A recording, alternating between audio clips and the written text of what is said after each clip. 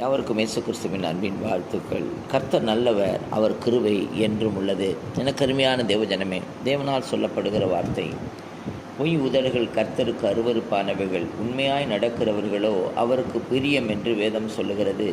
இன்றைக்கு நாம் என்ன செய்து கொண்டிருக்கிறோம்? ஏனென்றால் நம்முடைய உதடுகள் எப்படி இருக்கிறது? சத்திய உதடு என்றும் நிலைத்திருக்கும், பொய் நாவோ ஒரு நிமிஷம் மாத்திரம் இருக்கும். ஆமென். அப்போது நாம் சமாதானம் பண்ணுகிற ஆலோசனைக்காரருக்கு உள்ளது சந்தோஷம். அப்போ சமாதானம் பண்ணுகிறவர்களாக இருக்க வேண்டுமா, இல்லை சமாதானத்தை குலைக்கிறவர்களாக இருக்க வேண்டுமா? நிதானித்து பாருங்கள். தேவனிடத்தில் சமாதானம் பண்ணுகிறவர்கள் பாக்கியவான் என்று வேதம் சொல்லப்படி நாம் சமாதானம் பண்ணுகிறவர்களாய் காணப்பட வேண்டும். ஒருவரோடு சமாதானமாக இருக்க வேண்டும்.